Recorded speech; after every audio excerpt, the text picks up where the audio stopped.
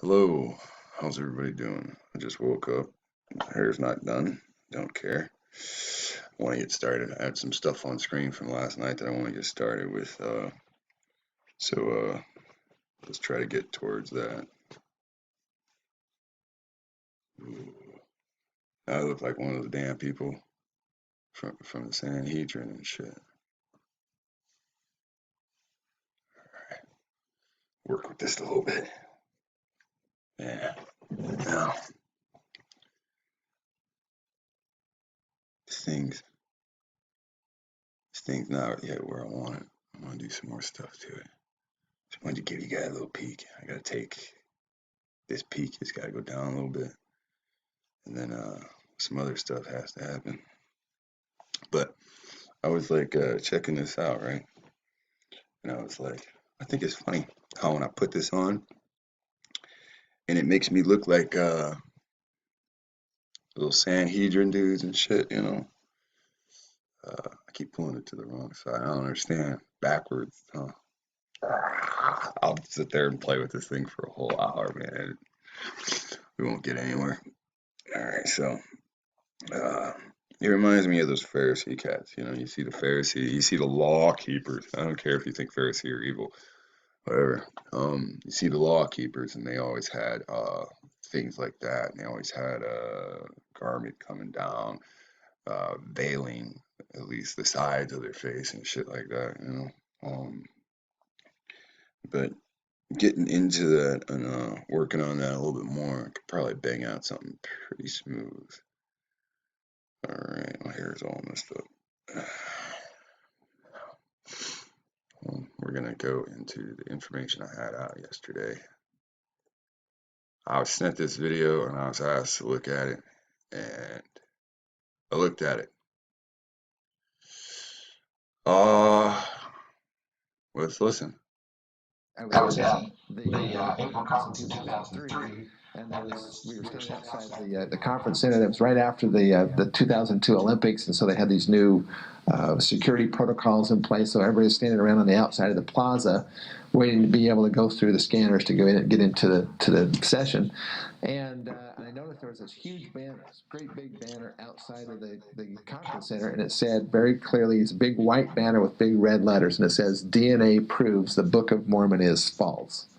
Okay, so what we're doing is he's going to be talking about this video right here, this hour-long video. Now, we've done a video on this before, DNA versus the Book of Mormon. Now,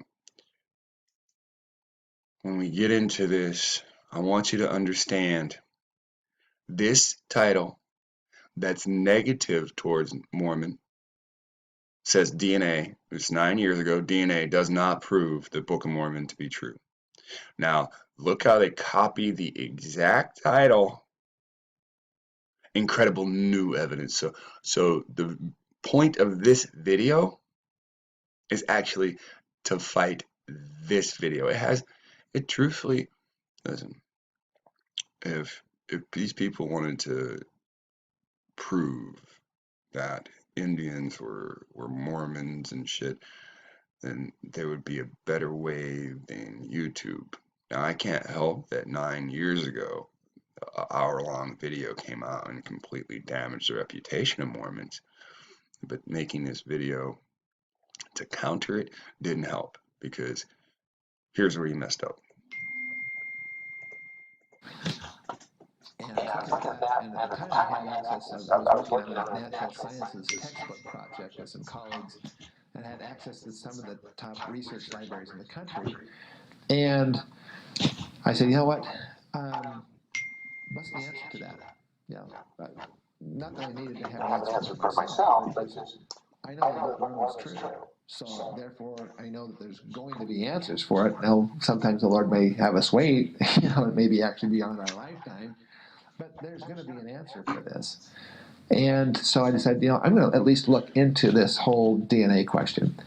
The DNA issue has became a huge issue, and it still even today is a very large issue for many members of the church. There has been literally, I don't know if I'd be, tens of thousands or whatever, but thousands of people who have left the church over the issue of the lack of DNA evidence to support the Book of Mormon claim.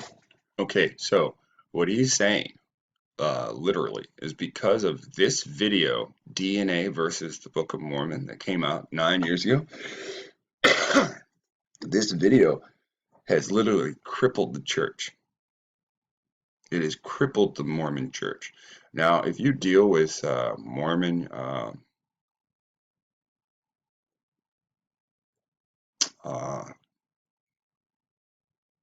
Mormonism, you'll see there's a lot of little pockets of what they call cult groups.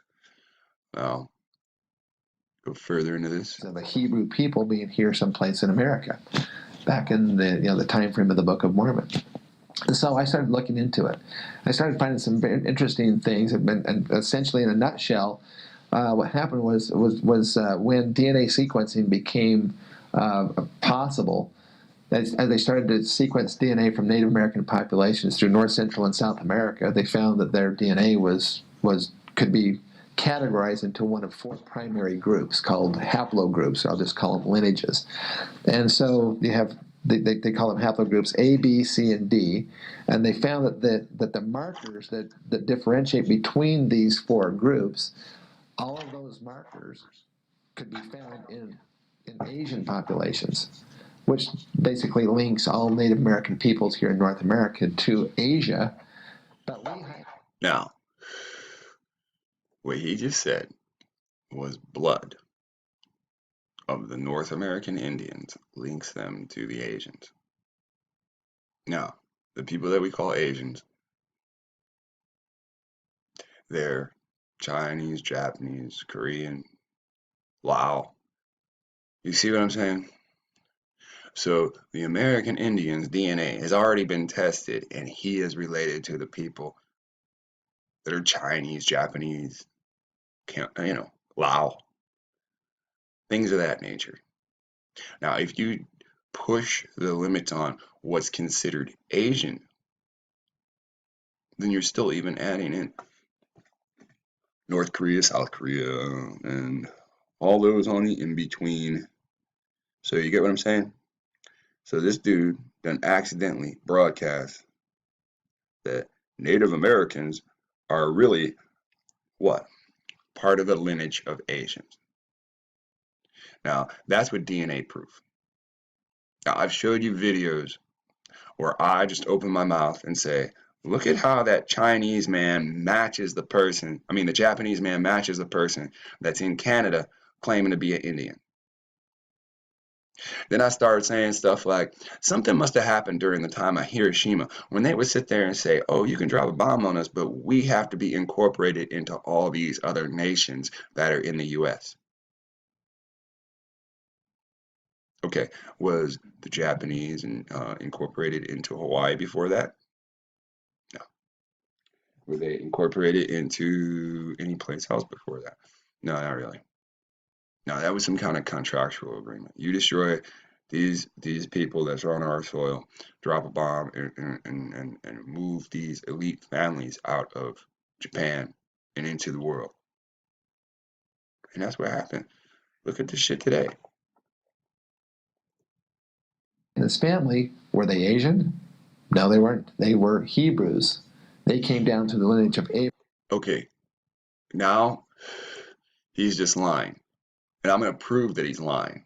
Now, he thinks he's biblically being correct, but he doesn't control the DNA.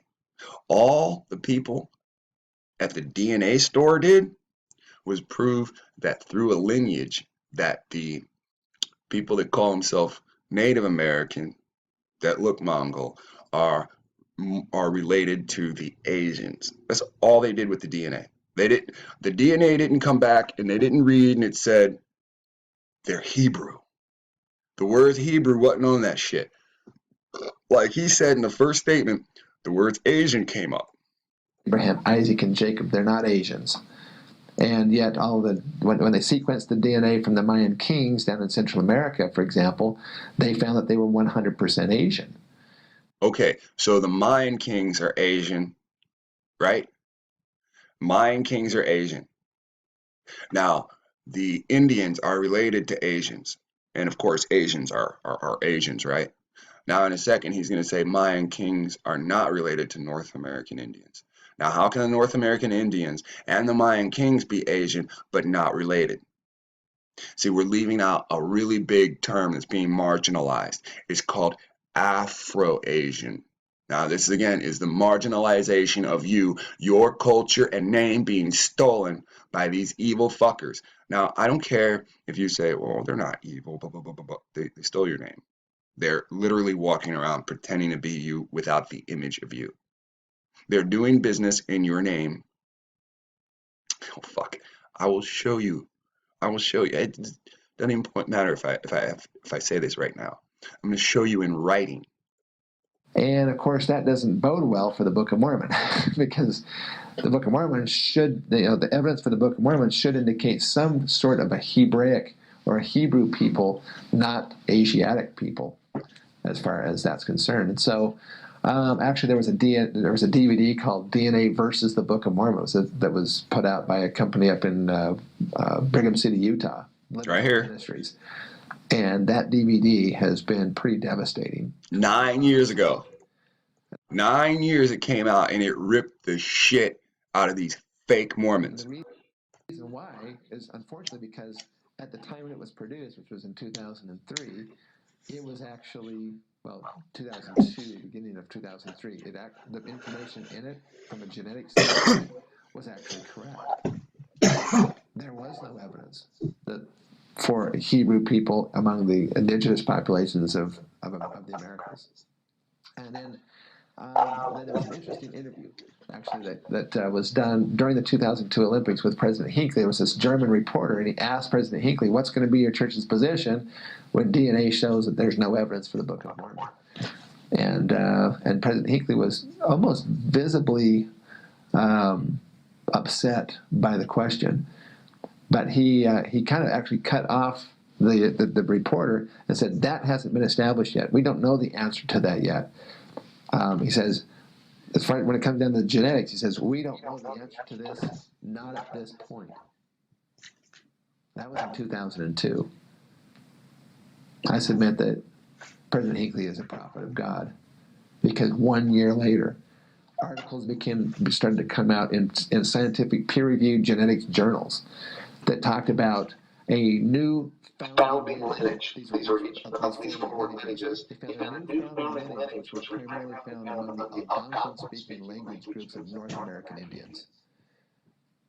And they were indicated by 5 specific markers in their DNA that differentiate them from the other 4. And when they went looking for these 5 markers in other populations around the earth, guess where they found them? They were in the Druze population of Israel. They found that they were later on Israel. They were in the Druze population of Israel. Okay, so let's stop right there for a second. So now this guy sits here and says all this stuff. Now he done brought up the Algonquin Indians. Let me bring that back up to the part where he says that real quick. In other populations around the earth, guess where they found them?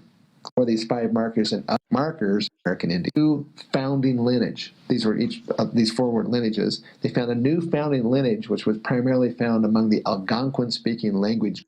Okay, so the Algonquin-speaking language. Now let me read this again to you. Now I'm not going to bring it up on the computer. I'm reading from America Being the Latest, Greatest Description of the New World. My cover fell off. You can see the title right there. The principal tribe. Now this is about Canada. All right. Yeah. These people are fucking lying. They want to say that these people are fucking Mongol Indians, Asiatic Indians. They're lying to you. These people are Afro-Asiatic. Now listen very carefully. The principal tribes of the ancient natives. Now these are the natives that were moved by the French. Okay, the French going to Quebec, which being made a colony of the French, the natives expelled, came to be entitled to St. Croix. St. Croix, that little ass place. It's not even an island. I thought it was an island. A little ass place on a border between Maine and New Brunswick. The principal tribes of the ancient natives of this country were were to the north side of Canada, the Canadians, the Bentishemites, the Hurons, who are the Wyandots. I'm gonna break this shit wide open right now.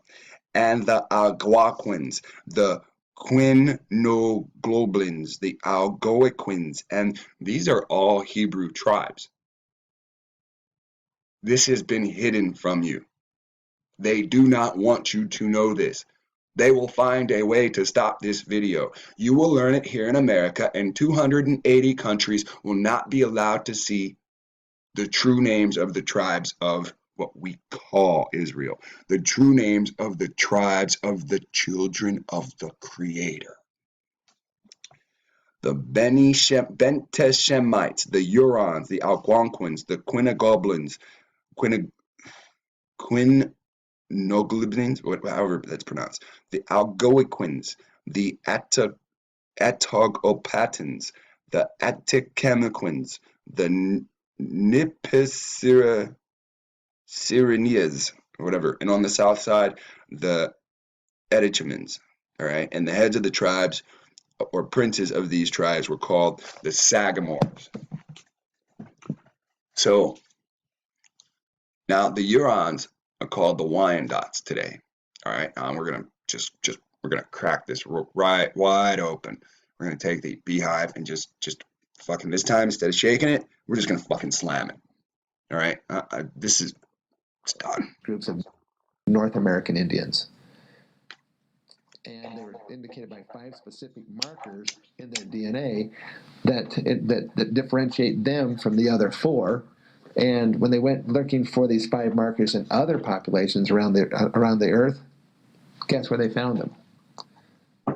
They were in the Druze population of Israel. They found that they were, later on, additional research found that they were in the Ashkenazi Jews population. People that say they are Jews and are not. Which is the largest population of Jews on the planet. No, that's the biggest problem. These Christians have a book that says that people are pretending to be Jews and are not. And these Christians keep pushing the fact that they love the lie. This is syncretism at its best. This Bible says these people are rooty. They look like the Ethiopians. They're called nigger. And their hair is of wool. And this to say, oh, well, these Ashkenazis are the Jews. And then give them this lie. It has to do with military domination. This is colonization. It's all it is. These white modern men are in on it. Why would they get this specific asshole to sit in front of the camera and talk this shit? Talk about DNA markers. You know that every white male has a DNA marker, and it goes back to what we call Africa, what used to be called Assyria. But they're going to tell you they're European, even though their DNA says they're from the soil of Africa. Now they tell you they're American, even though their DNA is R1b, which go back to Africa. Now all these white people, all these Caucasians, all these Asians as well, keep saying to you, you're African. When the history and their DNA proves they on foot walked out of Africa. History literally proves your ass ain't never stepped foot in Africa. It's in the Sephardic Jews, the Libyan Jews, the Moroccan Jews, the Tunisian Jews. All of these diverse Jewish populations around the world have these 5 markers, which are also found in the Algonquin-speaking language groups, which is about 110 Native American tribes in North America. For example, the Sioux and the Cheyenne and the Blackfoot, the Cherokee, the Iroquois, the Ojibwe, the Sac-and-the-Fox, Potawatomi, the Penobscot. All of these tribes, and mostly concentrated in the Great Lakes region of the United States and Canada, is where they find these 5 markers in these people. And so they actually they started to dig up bones from the ancient mound builder civilization that occupied the heartland of North America. And when they sequenced the bones directly from those people, they found the same 5 markers, and they carbon date into Book of Mormon timeframes. And that's where he messed up. That's where he messed up bad. Because we all know that for a great amount, the Amorites are credited as mound building. Now, when you done brought up mound builders, you done brought the Amorites to it. Now, when you say you go into those mounds and you do those 5 DNA test markers and it match the fucking Indians and it matched the Asians,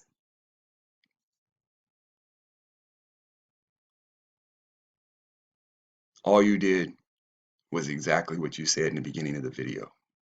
You matched who was related to whom. See? Because I still got the secret. Don't worry about it. It's coming up. It's going to be revealed in this video. I'm going to give everybody the big secret. And it's not going to be that Amorites are Israelites. It's not going to be that these Indians are Hebrew. It's not going to be these Indians related to Amorites, related to Asians are fucking Hebrew. No. I'm going to slam the beehive. So, unlike the Mayan civilization in Central America, which has no evidence for any Hebrew population. Okay, now the Mayan have a huge amount of evidence to be a Hebrew population.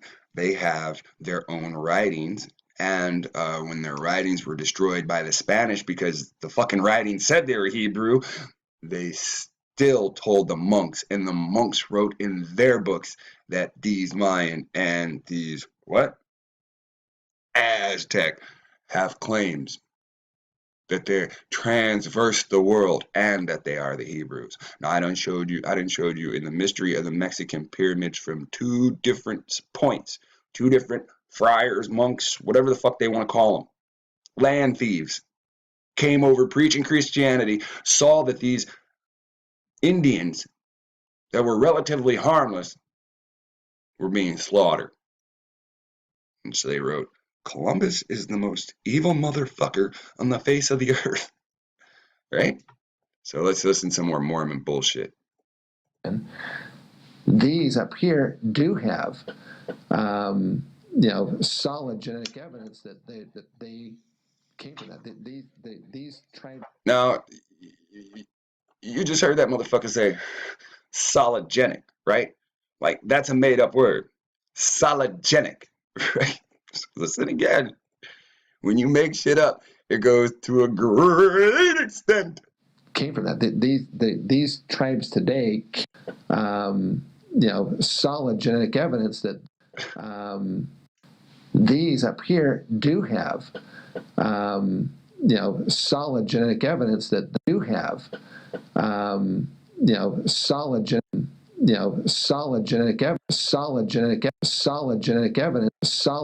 evidence that. Can somebody send me the definition for the word sologenic? They came from that.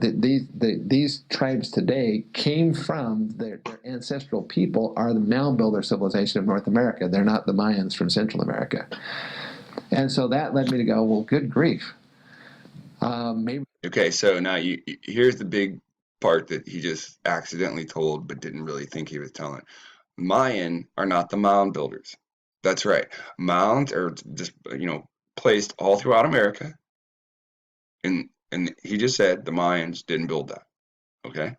Now, who built the mounds?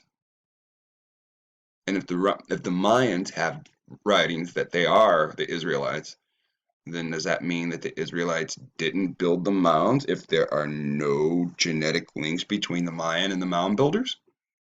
And since there's no genetic links between the Mayan and the North American Indians, but there isn't a genetic link between the North American Indians and the Mayan and the what? Excuse me. I'm sorry. There is a genetic link between the Mayan and the Asians, but there is a genetic link between the North American Indians and the Asians, but there's no direct link between the Mayans and the Indians. Maybe there's something to this. But what I found is that there is a very highly organized and entrenched group of scholars, primarily, have been from BYU, who have, over the course of time, been looking for evidences for the Book of Mormon down in Mesoamerica or Central America among the Mayan civilization. And they've done extensive research and extensive writing and so forth. What we found is that they have done this primarily because it was believed that Joseph Smith thought that the Book of Mormon happened in Central America. And so really, now this is before there's been. Now, that's something that hasn't been said. We've heard many times that the Book of Mormon happened in North America, but we have not heard that the Book of Mormon happened in Central America. Breakthroughs in the last found is that they have done this primarily because it was believed that Joseph Smith thought that the Book of Mormon happened in Central America. And so really, now this is before there's been some really breakthroughs in the last year, just in the last few months in regard to that. But prior to that, I wanted to find out, well, what did Joseph Smith know about all this? I mean, he obviously saw angels, and he met with some of these actual people from the Book of Mormon time frames, these prophets and so forth that came to actually visit him. But what did he really know about it? The geography of the Book of Mormon. And then that led to an intensive study about Joseph Smith and what he knew about this. And probably some of the most powerful things as far as that's concerned is that Joseph Smith, there's really 2 or 3 different things that really indicate what Joseph Smith knew as far as this is concerned. One of them is that he was commanded by the Lord when the very first copies of the Book of Mormon, after they were just now coming off the Grandin Press there in Palmyra, New York. And the Lord commanded Joseph Smith to send missionaries unto the Lamanites. And this is all recorded in the Doctrine and Covenants. So this is canonized scripture. So in section 28 and 30 and 32, the Lord commanded Joseph Smith to send Oliver Cowdery, Peter Whitman Jr., Parley P. Pratt, and a guy by the name of Ziba Peterson to take those first copies of the Book of Mormon and go unto who? The Lamanites. And in every single one of those sections in the Doctrine and Covenants, it specifically calls them Lamanites. It didn't say to go to the Indians. He said go to the Lamanites. But in section 32 of the Doctrine and Covenants, right after he called Ziba Peterson, the Lord said something very critical, very important. He said, and Ziba Peterson shall go with them, and I myself will go with them and go before them. He says, I will be in their midst, and that nothing shall prevail against them. This is a personal guided tour by the Lord himself to the Lamanites. Now, big question is, as a member of the church, do you believe that the Lord knows where the Lamanites are located? Because if you do, then this is a personal guided tour by the Lord to those people, to the actual remnant of the actual Lamanites who were here. And where did they go? Parley P. Pratt wrote this in his journal, and later on it was in his autobiography. They went to go visit 4 tribes. They were the Cattaraugus Indians in New York, the Wyandots of Ohio, and I can't remember the last name, but they were in 3 places: New York, Ohio, and Missouri. The Wyandots of Ohio, and I can't remember the last name, but they were in 3 places: New York, Ohio, and Missouri. They went to go visit 4 tribes. They were the Cattaraugus Indians in New York. So just type in what he says.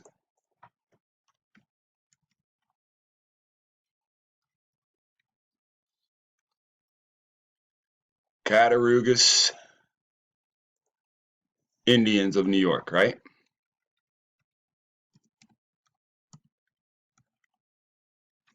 So when we type in Cattaraugus Indians, right, we're just going to go to images, right?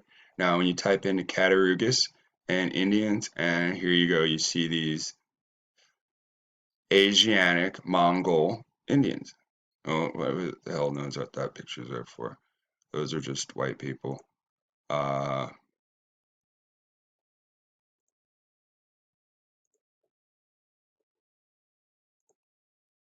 Cattaraugus article in 1931, right? So let's just type in Cattaraugus people.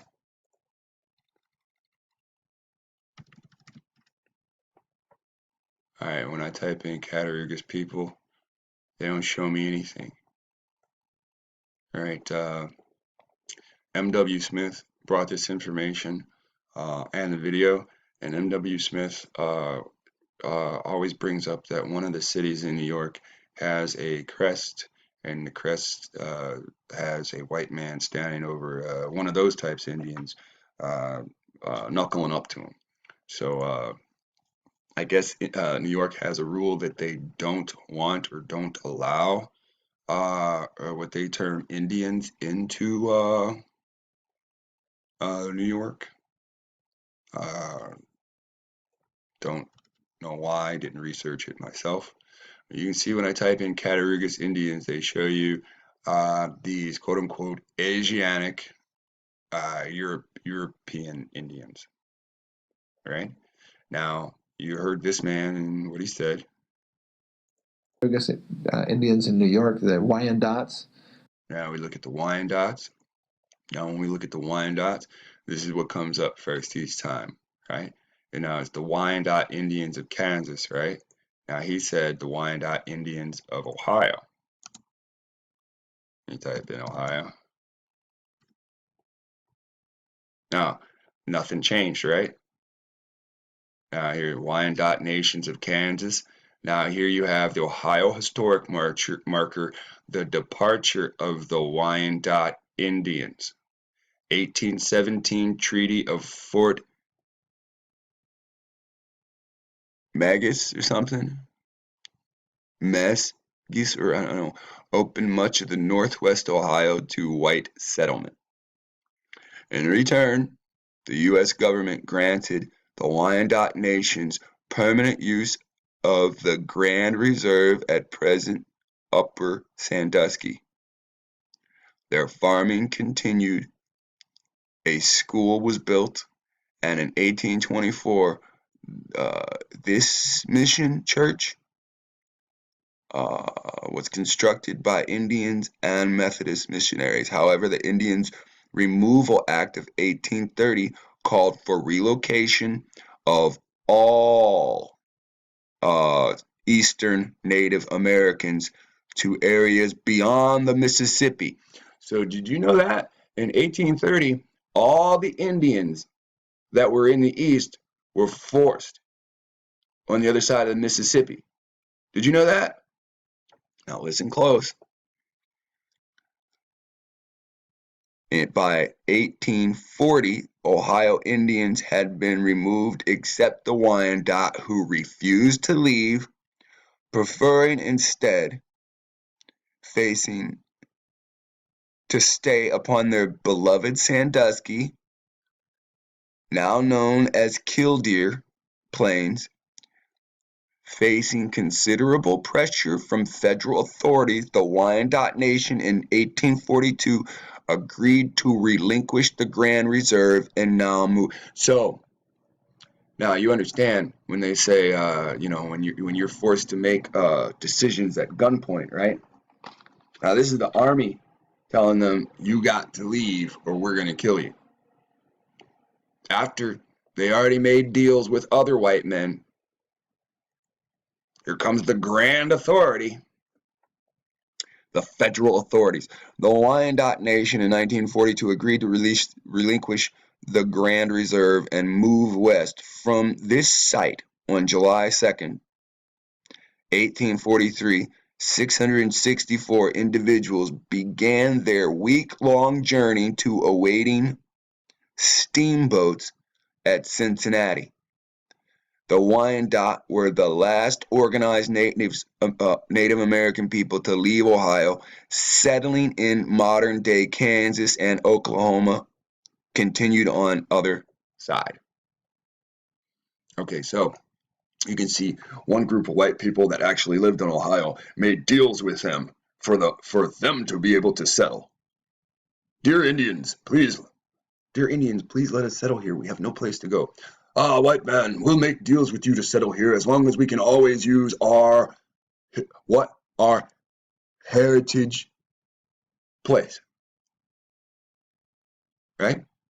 So they get a foot in the door, and then they go, oh, well, our military's coming, and we don't have no control over them. And the military come and say, all right, you motherfuckers, get out of here. We're going to just murder all of y'all under significant amounts of pressure.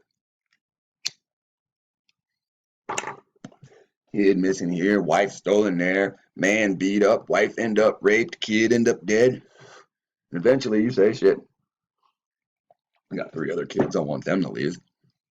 You have a meeting and you say, look at what these evil white bastards have done. These people are so evil, they'll attack our children and our women. We have to get away from them if we want to what? Exist in the future. All right, so then he says one more thing. Now listen to this. Of Ohio, and I can't remember the last name, but they were in 3 places: New York, Ohio, and Missouri.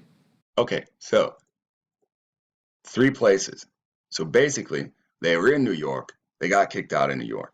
They were in Ohio. They got forced out of Ohio to the Mississippi. So they went 3 places. Why did they go 3 places? Because the actions of fucking colonization.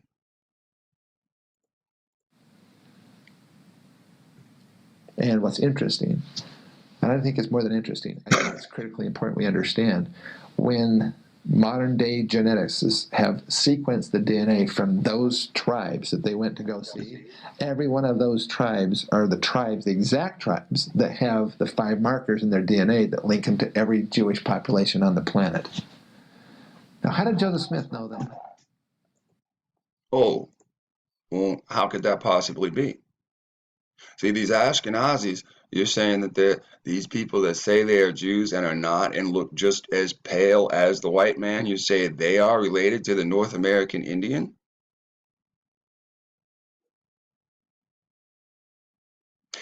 You said all of them are. So the Ashkenazi as a whole race, not just a couple been fucking sleeping with Hebrews during some time periods, and there's a special branch that you're saying all of them. Let's listen to that one more time, because I don't want to just put words in his mouth. Every Jewish population on the planet. Every Jewish population on the planet.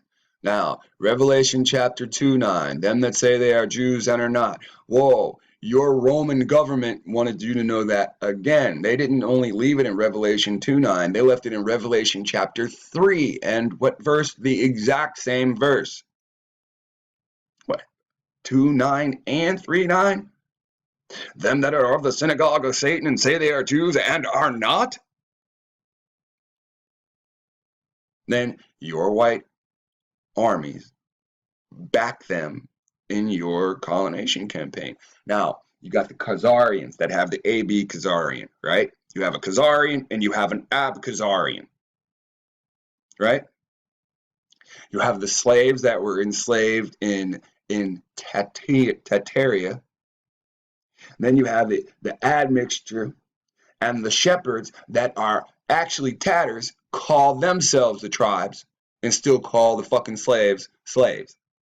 So they took the name of them. You got the Asians that ain't Asians, they're really African, and they took the name Asia from the Hebrews and whatever other brown people were over there. I see a pattern.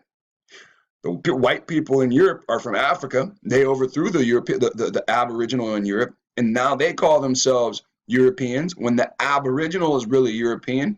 Don't believe me? French court said white French people can't call themselves French as a group because they're fucking invaders. All we see all over the world is overthrown Aboriginal groups and stringy haired people calling themselves the name of that Aboriginal group. You got fucking Europeans that are actually out of Africa that went to Europe, overthrew Europe, and then fucking continued colonization, came to America. Now they call themselves Americans. When the real native is brown skin, is copper color skin.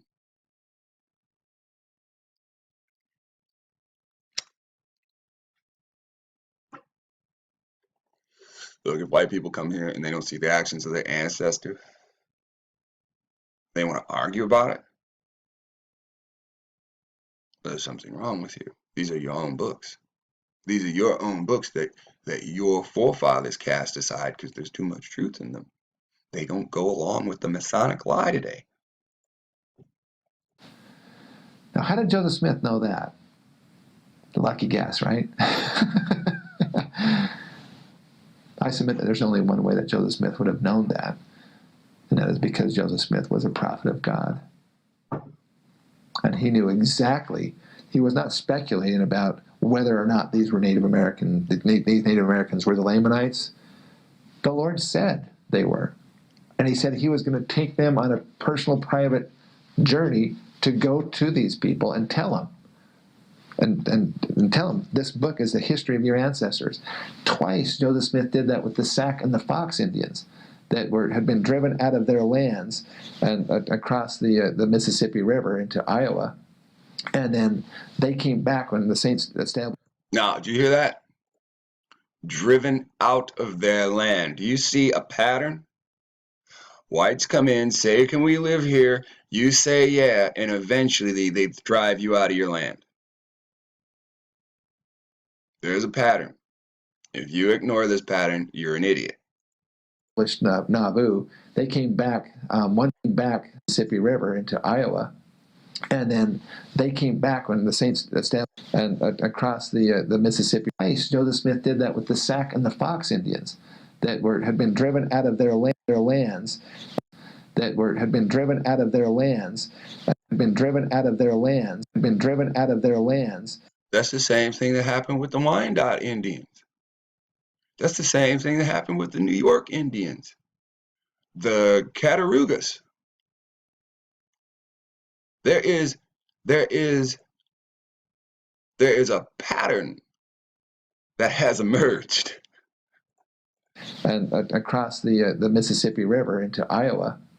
And then they came back when the Saints established Nauvoo. They came back. One time they came back, and Joseph Smith said, he actually told them, this is in the history of the church. He said, this book is the history of your ancestors. And who told him? The Great Spirit. That's what he said. Joseph Smith claimed the Great Spirit, i.e. God, the Lord, had told him that this book was the history of the ancestral people of the Sac and the Fox Indians. Well, who are the ancestral people of the Sac and the Fox Indians? They weren't the Mayans. They were the Hopewell Mound Builder civilization of North American Indians. Okay, so now, see, the more you talk, the more you keep fucking up. Now, you just said that they were the Hopewell Mound Builders. Okay, so you messed up. Now, I'm going to show you how you messed up. Now, when you say Hopewell, Ohio, and you say things like that, you go to Hopewell.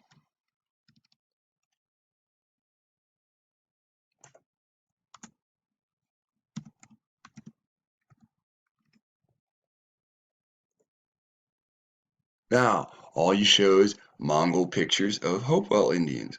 Now, that's cool. That's cool. That's cool. Now, Hopewell isn't that far from the Newark Indians. Now, the problem is, I don't think that the Newark Indians, now see, right? Indians with rodeo fascinated by mystery of Newark. See, these motherfucking Indians have no idea who built the mounds. Now, how could these Indians be here before Columbus and not know who built the mounds? See, the problem is these Indians that you say have been here forever, they have the same non-existent knowledge of this place prior to the Columbus that the Europeans have. Isn't that interesting how when you say to people that have been here for fucking ever, where did these mountains come from? They go, Me knoweth not where mound come from.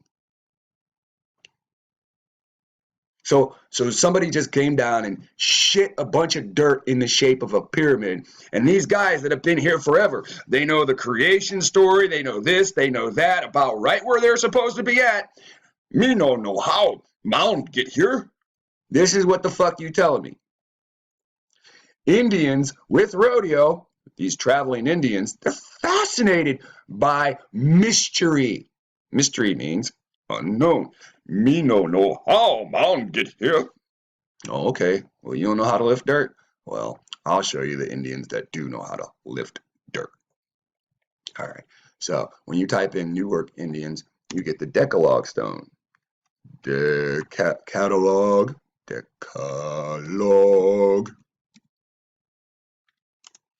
Let's just type in Newark Indians Decalogue stone. Now, when you click here and you see here, I'm gonna put my face right up next to that. Now, you see that? What do you get when you look right there in the center of that? You see a fucking afro, right? Now, when you go to the Wyandotte Indians that are supposed to be the Lamanites, what don't you see there? You do not see an afro. So, how come the Decalogue Indians of Newark, the Newark Indians with the Decalogue stone, have an image of someone who calls himself Moses with an afro? See, this is my problem. These is the same motherfuckers preaching Christ. Truth, man. Truth. Jesus is the truth. No, Jesus is the fucking lie. And to hide the truth, you promote Jesus. Here we have fucking Moses or effigies or evidence that Moses was in the States prior to Columbus, and it's hidden. It's hidden, and it's hidden so well. A fucking gold palace called the Mormon Church is built off this fucking knowledge. Now, Joseph Smith went to the Wyandotte Indians, and this isn't what he saw. Joseph Smith went to the Cattaraugus Indians, and this isn't what he saw. Now, Joseph Smith went to the Wyandotte. Joseph Smith went to the Fox. Joseph Smith went to what? The Cattaraugus. Joseph Smith went to the Indians of Missouri. And what did he see? He saw niggas. He saw brown skin and Afro-Asian people. Now, if I fucking control DNA, and I'm evil, and I know all these people are related, yet I know I'm supposed to put them in the place to be the Hebrew people we're all looking for, it's easy. All I do is say they're connected to their brothers and then prove the connection to their brothers. They're related to Asian. They're related to the Mongolians, right? But the Hebrews aren't said to be related to those people. They're said to be related to the Egyptian through marriage. They're said to be related to Edom through blood. Why aren't these people saying that? We tested the DNA of the Hebrews, and wow, we found the Moabites, we found the Ammonites, we found the Edomites, we found the great Edomites who've been written about forever. These people know Kittim is Italy. These people know Rome sits in the heart of Kittim. They're fucking with you because they own everything that you need.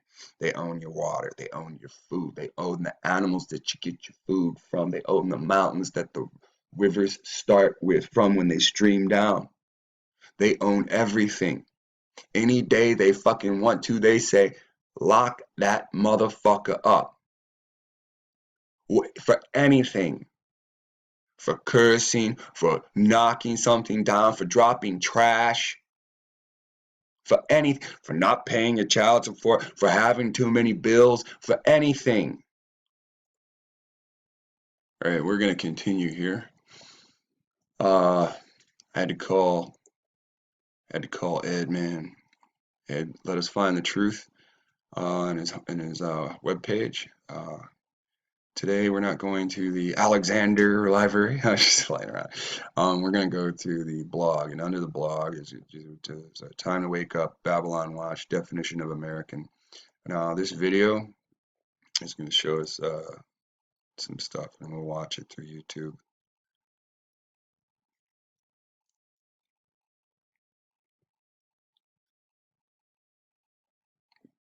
Maybe we will.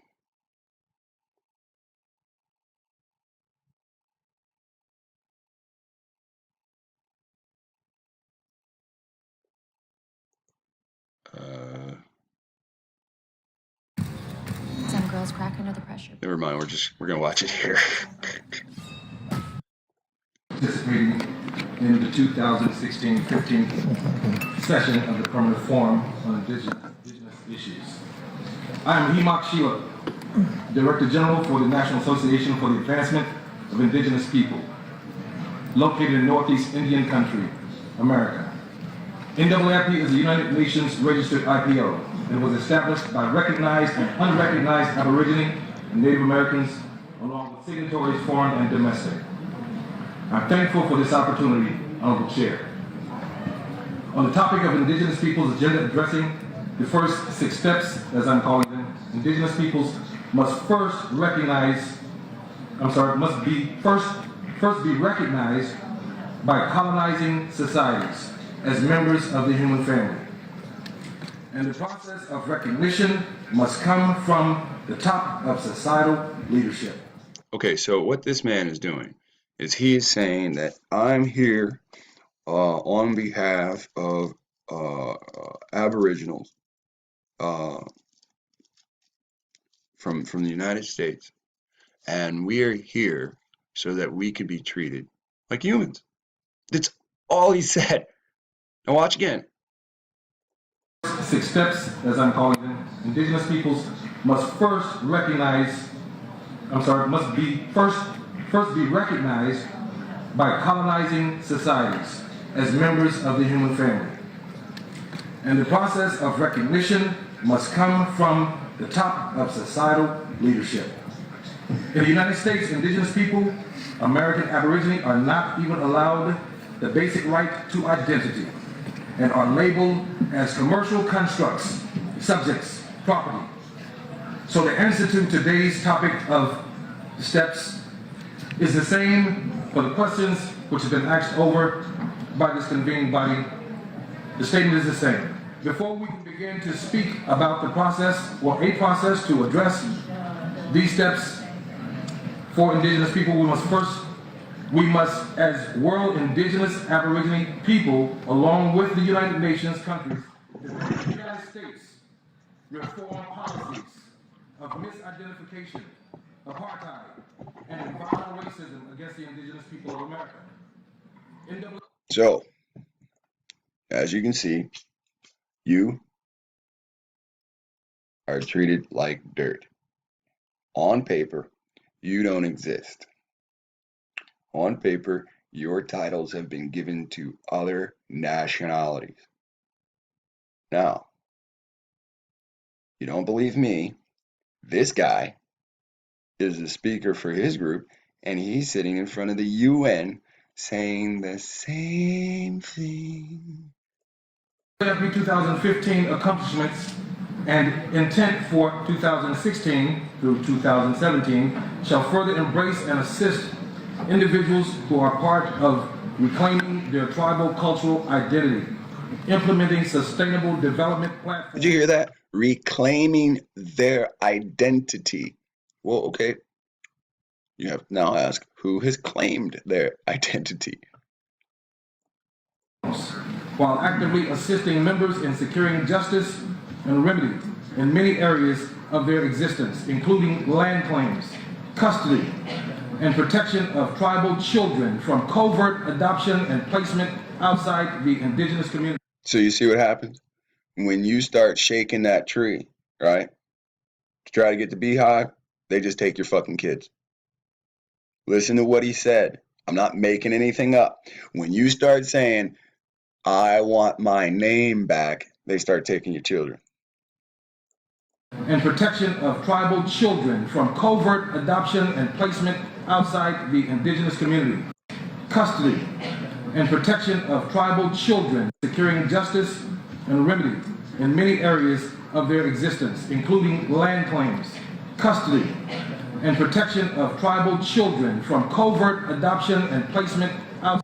So, what is the biggest thing that they want? Your land. What is the next biggest thing they want? You out of the way.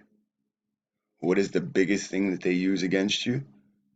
Their claim to have the right to snatch your fucking kids from you. Outside the indigenous community. Last week NAACP registered 16 delegates, all of whom stood on this floor, awaiting an opportunity to demand justice, and the ears of justice ignored their presence. So today, I, Tushka, standing Bear Sheila, speak in their stead. In 2000. So you hear that? He said a week ago, 16 of his people came to try to be heard. And those UN delegates ignored them. They just let them stay there the whole fucking time. So he brought Indians. He brought non-Afro Indians. You see the people sitting next to him? If in the farther back in the screen, you see the Asiatic or Mongolian type Indians that are there. He brought those Indians with him, and then the UN listened to him. 16 Afro people came the week before. They fucking ignored them all. So he had to reach out to other Indian groups to be able to be heard. You see what's going on? 2015, when we attended our first session, we were not allowed to make a statement. So this year we brought NAACP members from 12 different historical tribes. Now, see, 12 different historical tribes. That means recognized. That means federally recognized tribes. So they brought members from 12 tribes. So they brought at least 12 members from other tribes so that they could be heard. Now, this is what, why don't you go to this? Why don't you go to court? Why don't you? In 2015, when we attended our first session, we were not allowed to make a statement. So this year we brought NAACP members from 12 different historical tribes from Northeast America. So when he sees that, he says that, you see her get up, right?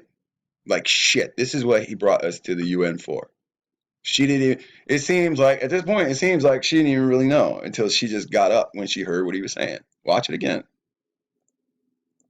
Different historical tribes from Northeast America. When we attended our first session, we were not allowed to make a statement. So this year we brought NAACP members from 12 different historical tribes from Northeast America, as well as tribal leaders from Puerto Rico and the Dominican Republic. See the girl nodding her head right there? In agreement? So it seems this person that's with him understands what's going on, and this person, look at all the other empty seats. Look at the gray chairs. Don't worry about the tan chairs in the background. Look at the gray chairs. Empty seat, empty seat. There should be a chair between her and that empty seat, and then her seat, then his seat, and then this woman's seat. So we should be seeing 6 heads right there. We only see 3. We saw 4, and it went down to 3. Now watch again.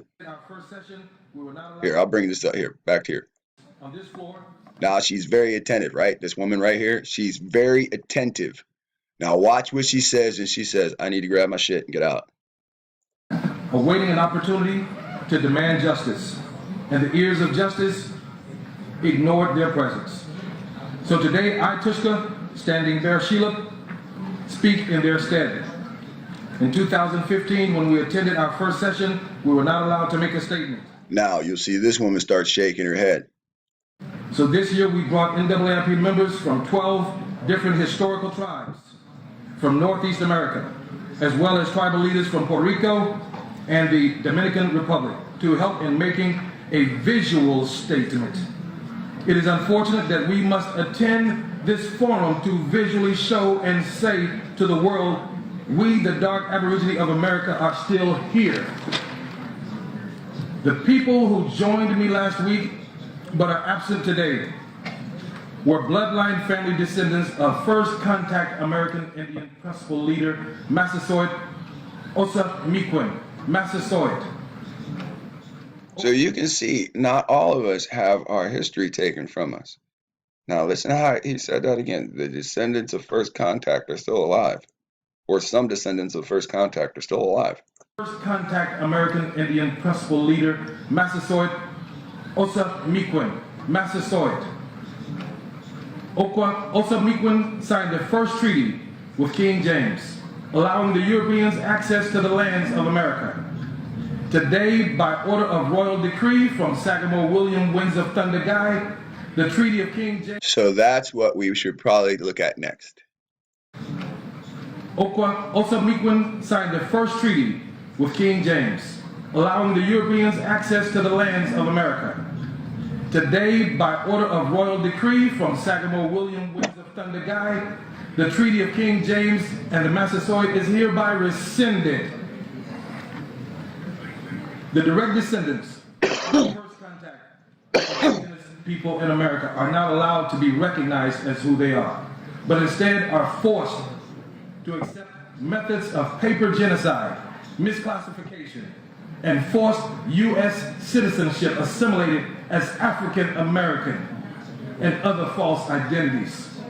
The United States must allow indigenous right to identity for the American Aborigine. The United States, being primary creator of the United Nations Charter in 1945, must be encouraged by the member nations and supporters of the United Nations to change its racist policies. These policies have continued to violate the rights of millions of ignored and misclassified American Aborigine indigenous people. We are not killed in the woods and forests like the people of West Papua or Brazil. We are killed in the streets in broad daylight, and nothing is done about the killings in the street in broad daylight. That is my statement. Thank you. All right, so that video is called Time to Wake Up, Babylon Watch, Definition of American. Now, that's funny because I always sit here and tell you these Europeans come over here and then they stole your land and they sit there and call themselves Americans. Like, why don't you guys call yourselves Europeans anymore? It's the same reason, because they stole that land. They don't, they're not a part of that. They're Assyrians and they forgot who they are.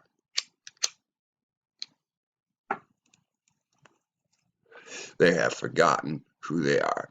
So, Ed, I was talking to Ed and he showed me this video and then he said his younger brother listened to what was going on in the video.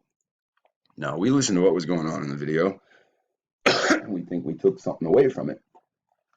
We think we took a little bit of knowledge away from it. But Ed's brother took that extra step and he said, well, let me start looking up some of the things that are being said in this video. So he looked up some of the things that are being said in the video and he found this. And we're going to read this. And now, listen, most of us think that because we watch a video, we done did our part. And it's not, because we don't do any extra steps. That's why we're still in this condition. And see, when this man goes and starts arguing for all of our benefit, we should be right there behind him. It don't matter what he believes in. It don't matter if he thinks the Bible's evil. It don't matter if he thinks Jesus is cool. Because in all reality, he's arguing for all of our identities that have been taken from us. Now, here's his page or his statement, the mission statement. This is the National Association for the Advancement of Indigenous People. All right, so it began as a research group studying the United States constitutional law pertaining to indigenous peoples of America and international law. The group has provided free research information to thousands of fellow researchers, ancestry seekers, native indigenous groups, tribes, clans across America. And nations across America. The NAAIP director and researcher, Harmak Khan Zel Exup, that's Shilup. The XE makes it Shilup. Says, along with NAAIP former judicial professors, researchers, and other indigenous advocates founded the institution under private tribal trust. That means it's a great deal. It's a foreign entity. It cannot be taken. I believe I'm saying that right. I'm not very good with law. They have established an exclusive indigenous member-only institution for the benefit of the Aboriginal people living under the colonized power of the United States government. Now, I'm going to go. Researchers pull from more than 600 years of international and national archive history to reveal hidden truths about the true diverse cultures and heritage. See, that's different cultures. That means there's different lineages. Heritage of Americans natives. Utilizing the historical knowledge of laws and treaties, the NAAIP representatives also provide private confidential support and assistance for members, which include sharing information, classes, instructional law, it does say instructional law, and indigenous judicial processes where members gain greater insight pertaining to privileges, immunities, and rights under international and American Indian law. The NAAIP also assists members with various indigenous-related issues. The NAAIP is an active supporter and member of the United Nations as an Indigenous Peoples Organization, an IPO. Indigenous Peoples Organization, yes. All right, and they have a Facebook page, and you go there, check it out if you want to, and find out how to become a member if you'd like to. International affidavit and notice of constructive fraud, identity theft. See, this is what I told you. Without even knowing this, all last year, what did I say? We can make a legal case for fraud. And I showed you some of the key things. The monuments that say Negro Indians. Okay, there's no monument to these other Indians that have to do with the Seminole Wars, right?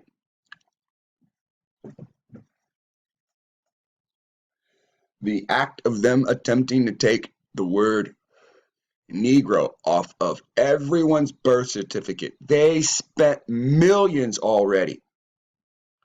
All you do is you just type in, you open one of these Google Buddy. Okay, Google, open for me. And then you just type in removal of Negro from birth certificate.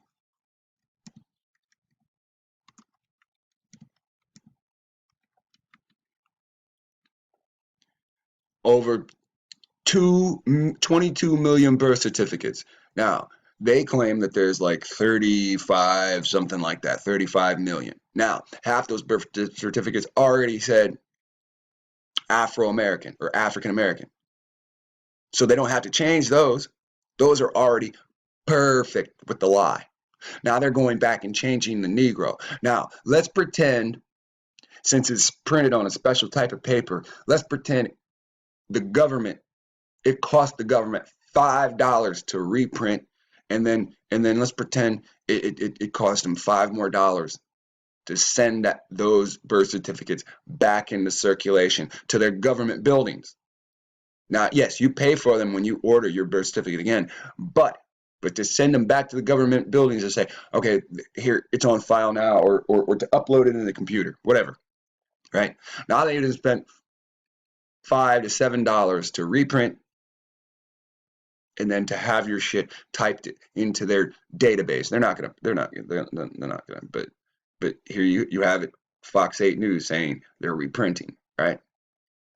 22 million times whatever that fucking cost is just to hide your title as a Negro. In the 80s, it was cool to call you Negro, but now there's too much evidence that's done come up from the 1800s showing that the Negro is the Hebrew. Hebrew, period. Children of Shem. See, they where's all the other children of Shem?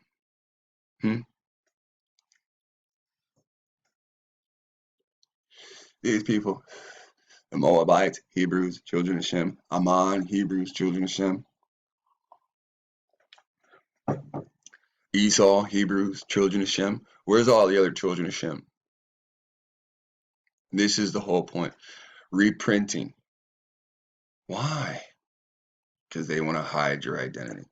Now, when you go further down this, they go over some definitions for you to understand when you're reading papers, understanding what you and your means, understanding what petitioner means, understanding what American Aborigine means, understanding what the term immigrant means. Negro within this notice means dark, black, mulatto, white, yes, white as well. Remember, the first Caucasians were black. That is a title that has been taken from you through war. Indian also is a term for Negro. When we go to Merriam-Webster's first and second edition, when you get to the definition of nigger, the third definition says it's offensive, means American Indian. Now, I read that once, and I can't fucking get that out of my head. Why'd they make a third edition? To trick the modern black man, dark man, the mulatto man, the white, the colored, the Indian, the Aborigine that's now reading English. That's why. Because you now constructively, not destructive, constructively read their language. Now they don't have to go back and change everything. So,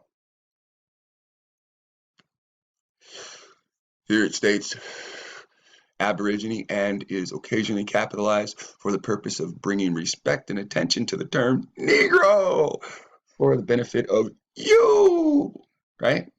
So you're supposed to say Negro is a heritage, and instead of a collection of different heritage set aside, marginalized. See, it's a term to marginalize. You had a great name in history, so you can never go to the encyclopedia and look up what your ancestors did. You're just called nigga now. Modern nigga. The Negro. What were we before? Nigga, please. You don't need to know that. Go back to work. All right. I'm going to scroll down here. And I'm going to say this for you, because this is the big thing. Now, petitioners and signers. All right. Just so we know what petitioners are. It says petitioners means signatories to this presentment who are in possession of official records validating their claims of being classified as Negro and colored Aboriginal beneficiaries related to those known as the Chickasaw, Chahata, the Chatot, the Shilu, the Chickasaw, the Chickesa, the Shakt, Chi-Huma, the Chak-Chi-Uma, the Onondaga, the Creek, the Nagasat, the Cherokee, the Aniuana, the Kitua, the Lenape, The Lenape, the Delaware Indians. Now, when you type in Delaware Indians, they show you Mongol or Asiatic Indians. This black man, this man of color, arguing about titles, is showing you the true Aboriginal titles. He's not saying a bunch of different shits. He's not naming every Indian you ever heard. He's naming specific brown skin, Afro-Asiatic race. It doesn't even matter that you believe that you're from Africa. You're classified by he who you argue the records with as Afro-Asian. He who holds your records now labels you as African. The Kitua, the Lenape, right? The Yamasee. Now, we all recognize the Yamasee when the Gullah was destroyed. That's why the Gullah's not on here. The Gule, because they were destroyed and they had to reform the Yamasee with other tribes that share the same characteristics. The Wyandot. All right, now, when you see Wyandot over here and you see these straight-haired people and you know this person is arguing that the Wyandot are what? Afro people. Here we have the term Seminole. We have the same problem with Seminole because when they when they put in stone Seminole Indians, they write Negro with it. Now, if you go over here and type in Seminole Indian,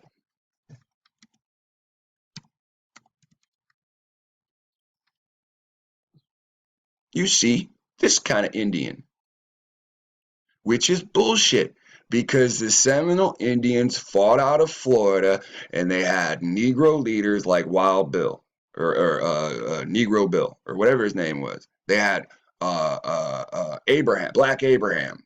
Here, Seminole Indian. Here, I'll type in Abraham. Abram.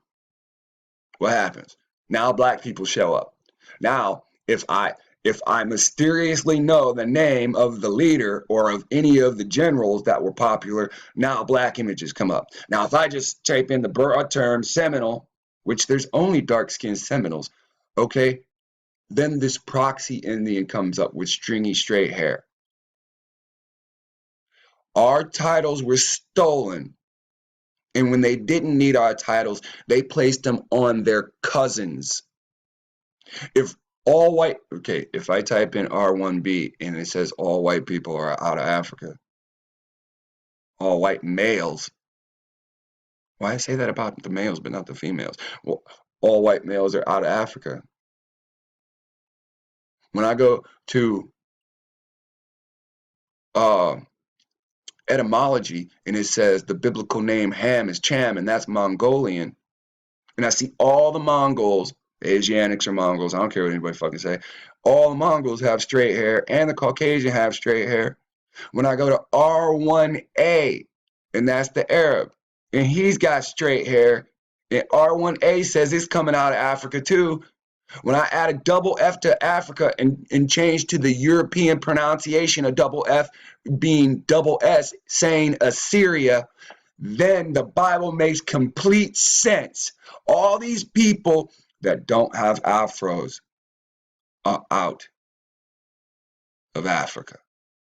They're out of Assyria.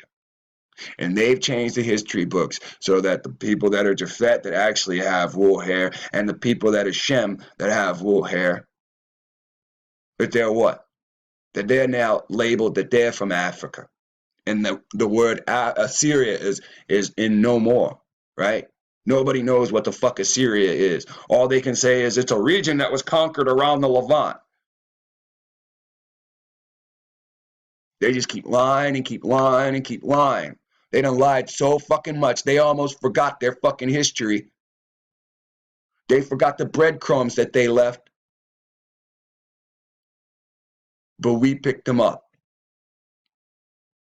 Now, with the America being the latest, greatest description of the New World, now with finding Aboriginals that are actually up on the knowledge about who we were, now we know the names. Now it doesn't matter that they already know the names. Now the rest of us know the names. Now when we look up one of the names and we see fake Indians there, we see fucking Assyrians pretending to be North American Indians. Now we understand what's really going on. When the Bible says the Assyrians will enslave them, now we know what's really going on.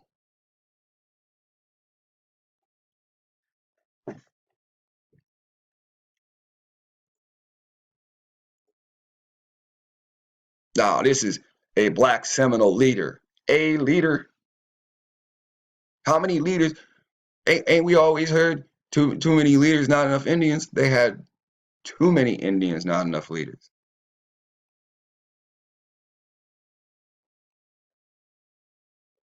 Now, let's get back to this, because this says some amazing shit. So, the purpose of bringing respect to Negro is to put it in all caps, like you're some kind of great king or fucking with no history. For the benefit of you, the recipient, and not as a special entitlement for the identifier of or for the petitioners used as a political legal reference. Now listen, if you want to see what I'm reading and you're like, damn, where did you get this? Go to Let Us Find the Truth. Go down to books. Go to the library. Go to the public library. Go to the Alexandrian Library. And then right here, last page. It's right here. Okay, so that's where we're at. And we'll just leave that on there. It's not like we need to go back to that page for a while. Now let's scroll down some more. Let's find out some more, man. Don't stop. Addicted to this shindig. All right, so we're gonna go down here. It says we're gonna go to a part that says 2008. Again, here we have some of the more names. Petitioners and signers to this presentment are in possession of official records validating their claims of being classified as Negro and colored beneficiaries of zero bloodlines. Now, I thought that was an O at first, like a digital O, but it's not. It's zero bloodlines related to the. So Negroes are beneficiaries to nothing that has to do with the bloodlines related to those organically known as Chickasaw. So if the federal government says, okay, we're allotting the Chickasaw people $1 million, the Negro, who's actually the Chickasaw,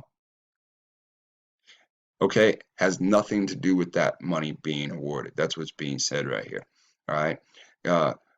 Beneficiaries of these titles, these organic titles, these organic means natural, right? Natural has to do with God. When they say Mother Nature, they're ignoring the Creator because He created these natural effects for us to happen. So these natural names that came out of natural lineages that have been taken from the Negro and the colored person get zero benefits from government using these names publicly. They have fake Indians, fake, another term for fake, proxy, set in place. They have Mongols and Asiatics set in place to receive benefits, so they act like they're doing something nice to the people that they've conquered. See, this is how, now, we remember we go over the term cultural hegemony. This is how they sculpt everything so the world views that they're being respectful to the people that they conquered, right? But these aren't the people that they conquered. The people that they conquered were enslaved.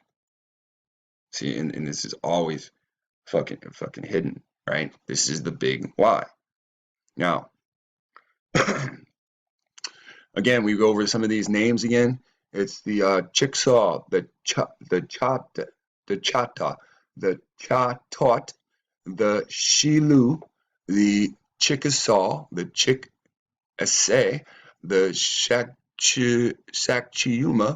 the Chakchiuma, the Onondaga, the Creek, the Nagasat, the Cherokee, the Aniuwana, the Kitawa, the Yamasee, the Wyandot, the Seminole, the Geechee. Now we've heard about the Geechee and what happened with the Yamasee, and then when they say the people of the cat told me he lives in Georgia, and when regular niggas see the Geechee or the Yamasee, they say stay away from those niggas, the Geechee and Yamasee. That means the people of fucking Georgia already fucking understand that there's different breeds of nigger, and they want to say stay away from those types. Don't this go back to the thing I read yesterday, the two types of black, when the dude from Atlanta argued that in front of George Roan?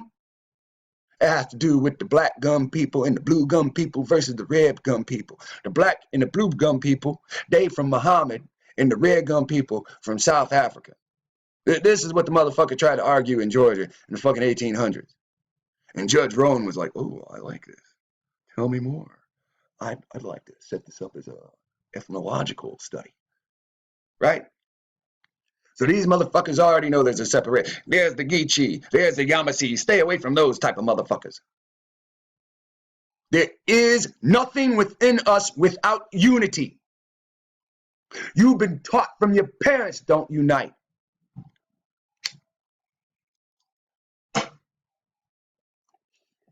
Taught from your parents, don't unite. The Shawnee, the Shanawaki, the Lepe. What is the Delaware? I can't remember the two parts of their names. It's Lenape, something.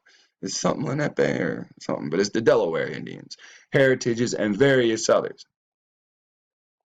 No, let me scroll down. It has to stand out to me. You see this page? I can't highlight. When I try to highlight, the whole fucking page shifts.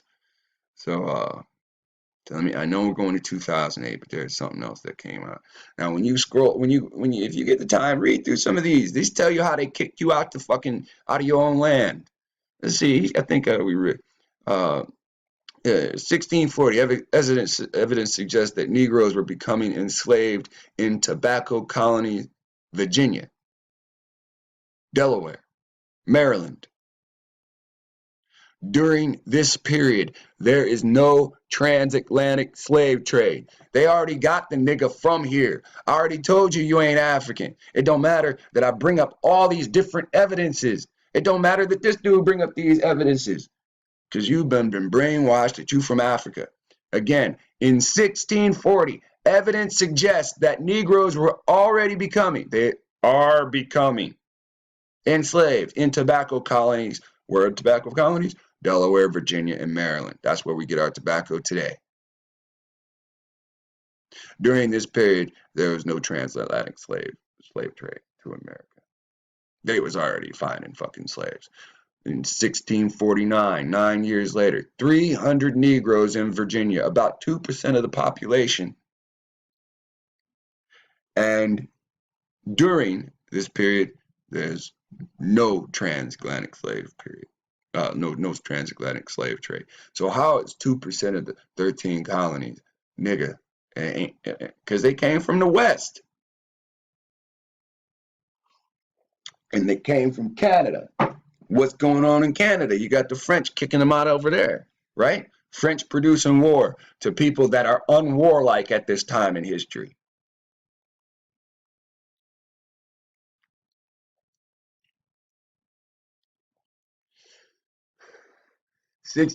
Oh, 1662, Virginia passes an anti-misegregation law. This law is passed to end Negro and European relations, including marriage. 1680, 18 years after that, slaves begin to increase the population from 4% in 1680 to over 20% in 1750.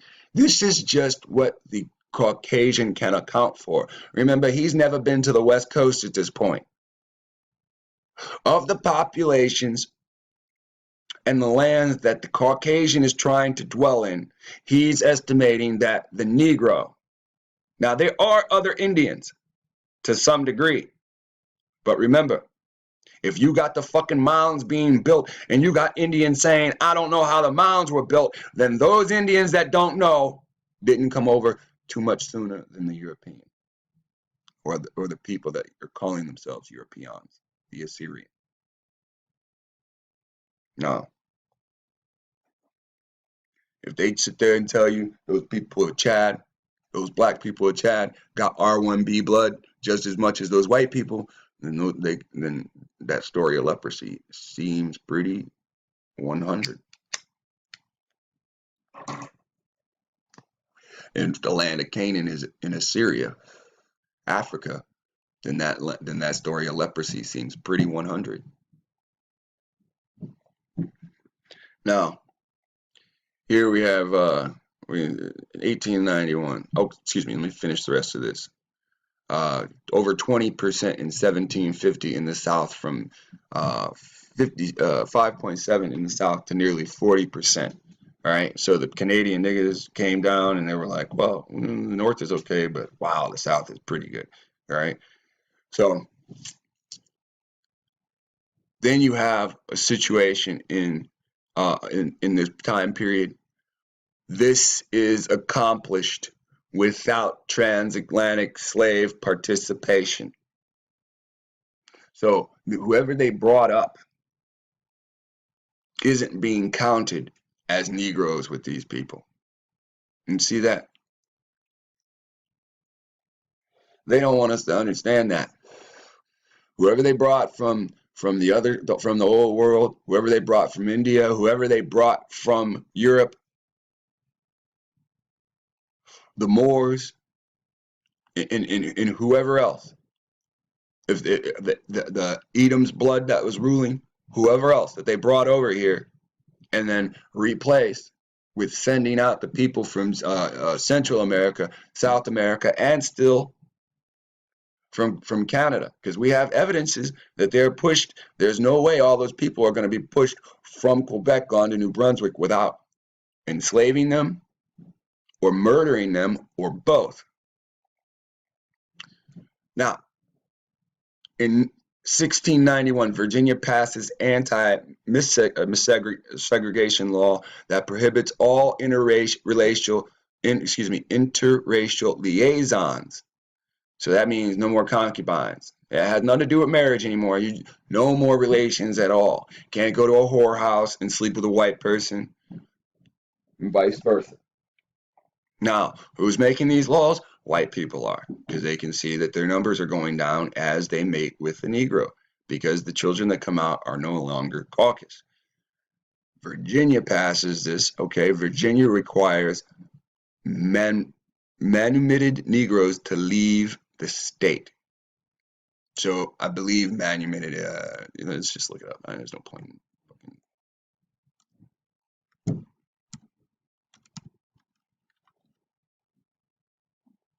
Released from slavery. So if you were released from slavery, you have to get the fuck out of the state.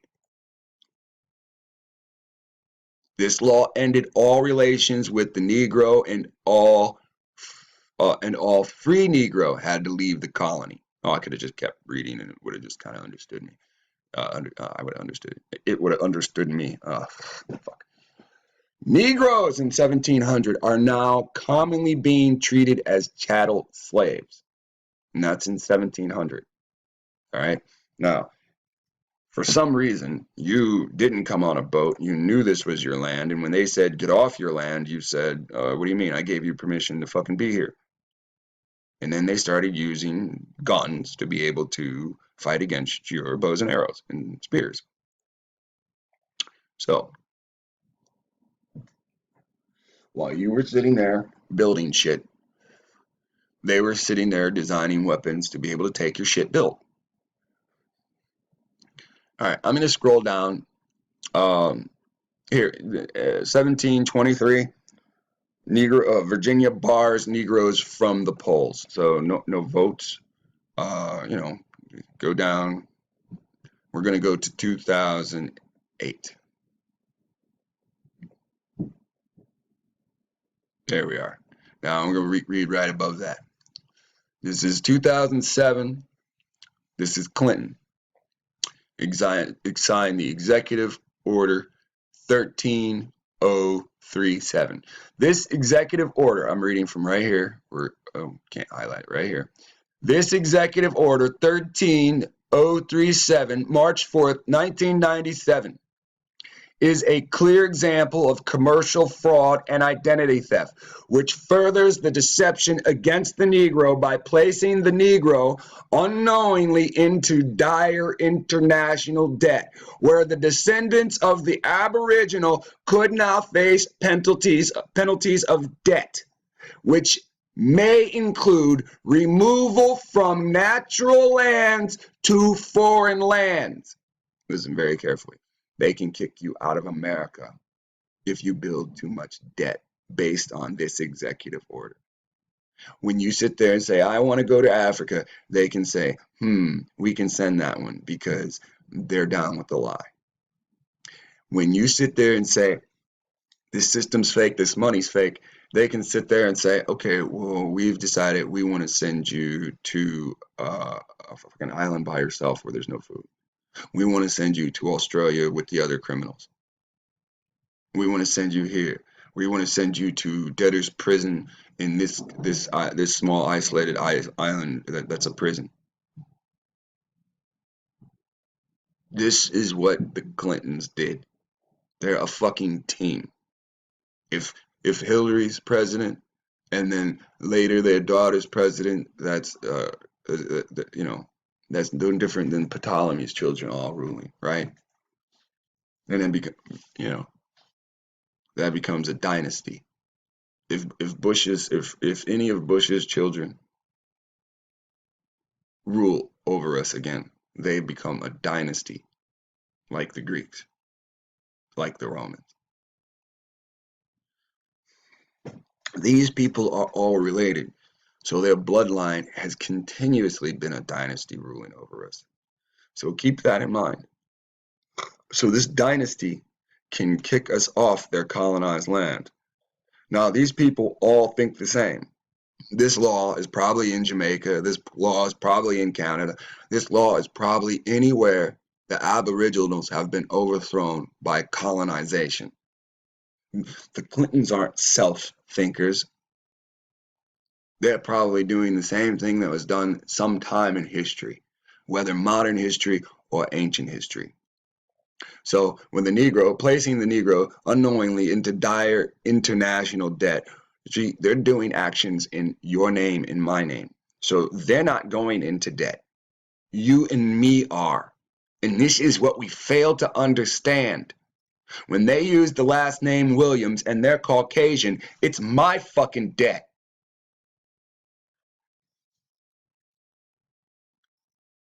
Which may include removal from natural lands to foreign lands. Now, why would they write that into law if they keep telling you you're fucking African?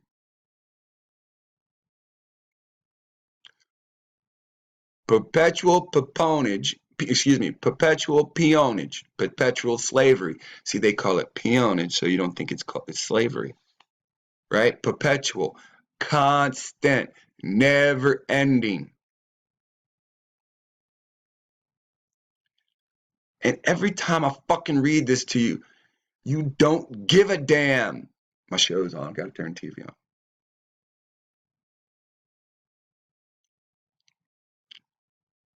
Perpetual slavery. Unless we move, we're not getting out of slavery.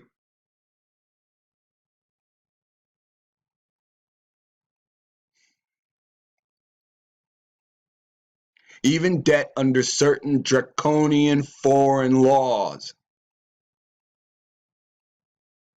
They can do this to you because of foreign laws. That's what it really means, man.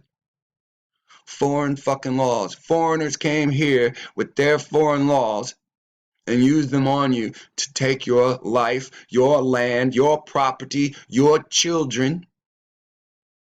The kids are just as valuable.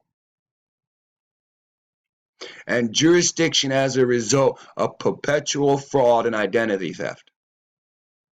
In 2008, the Smithsonian Institute released indivisible documentary revealing the dual timeline. Two timelines? How could there be two timelines?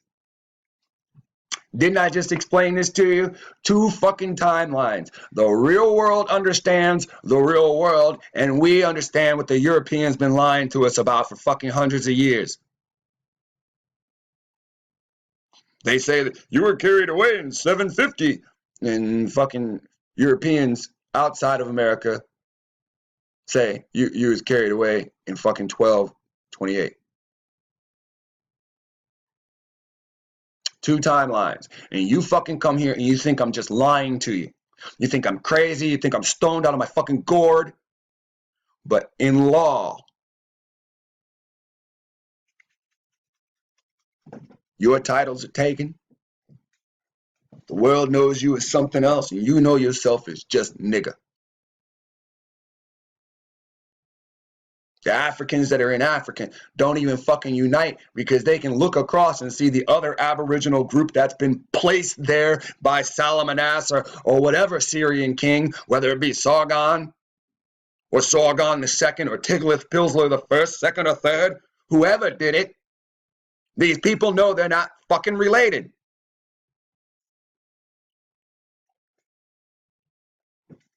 The Smithsonian Institute releases indivisible documentary revealing dual timeline habitation between the Negro and Native American history predating colonization.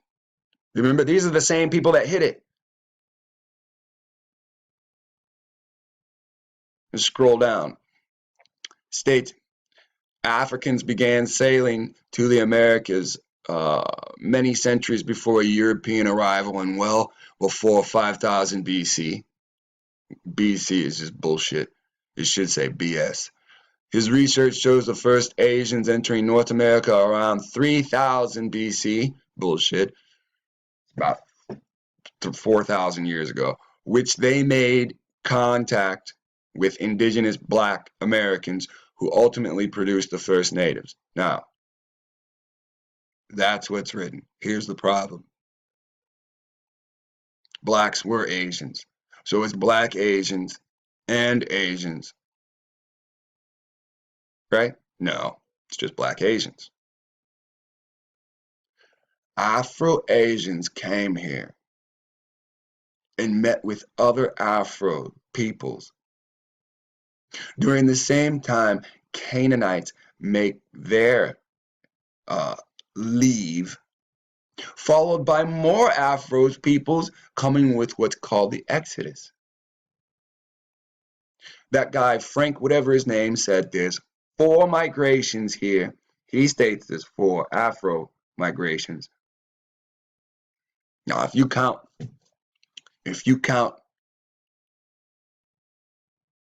what's the dude's name from Mystery of the Mexican Pyramids?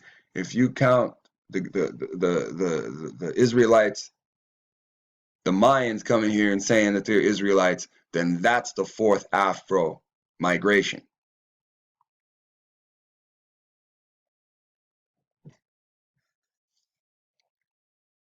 Now, those different Afro peoples mating with the different Canaanite groups make the different 500 tribes of Asian or Canaanite Indians. And then some come later, the ones that come later that we don't even know who built the pyramids. We don't even know who built the mounds. We don't even know who built the pyramids under the mounds. Some are mounds, some are pyramids. All of them done been Johnny Appleseeded. All of them had Johnny Appleseed going around, Freemason, throwing different planning shit on top to hide it. John Kerry's great fucking relative. John Kerry, a Freemason? Yeah. Is that shit running people's family? Yeah. In 1881, John W. Campbell, Smithsonian, appointed Cyrus Thomas to be the director of the Eastern Mound Division of the Smithsonian Institute's Bureau of Ethnology. Cyrus Thomas commented on Indian mounds in America. He said that there was a race of mound builders in America distinct from the Native American. Well, that comment goes hand in hand with what Native Americans say, right? Me no know who built mounds, right? Distinct from the Native Americans. But today's map, Cyrus Thompson's map shows 1 million Indian mounds in North America, but today's map shows less than 1,000. You see what these people done? Now they dig something up on the other side of the world. They're like, oh! They dig something up here. They're like, burn that shit. Keep the secret. And they kiss their little fucking Freemason ring. Fuckers. All right, so I think that is the stuff I want to highlight from this. Okay, so that's something else. That's a whole different ball of video. All right, so what we have here today is we have the misuse of DNA. We have people trying to say there is a lie, and we want to keep the lie going. We want to say these Native Americans are the mound builders. But in the 1800s, the Smithsonian, who started all this hide the Negro game, they already made a statement saying these mound builders and what they call Native Americans are not the same people. We can see the correlation between the mound builders and the blacks that are hidden in history, whom they say are from Africa, but all their DNA tests prove that they're from Africa. This Bible doesn't talk about Africa. It talks about Assyria. And when you see the linkage from the original names to the Mongols today, you see that the Mongols are out of what we call Africa, which is really Assyria. We've been lied to because we have something they want. But what we have, it's natural. That presents a problem to them. This isn't a problem they cannot overcome. Amalgamation will not solve this problem. See, and this is why they're stockpiling shit in the major cities where you were enslaved. You didn't go far from your homelands. Don't you see they had to make laws to keep you out of places? You let people of Virginia in, then the people of Virginia start making fucking laws to kick you out of your natural habitat. And then you don't leave, so they enslave you. Then they free you, and you still don't leave. Then they make laws saying you have to leave, and then you still don't leave, so they jail you. Then they use you as a jailhouse slave to build more shit because you won't leave.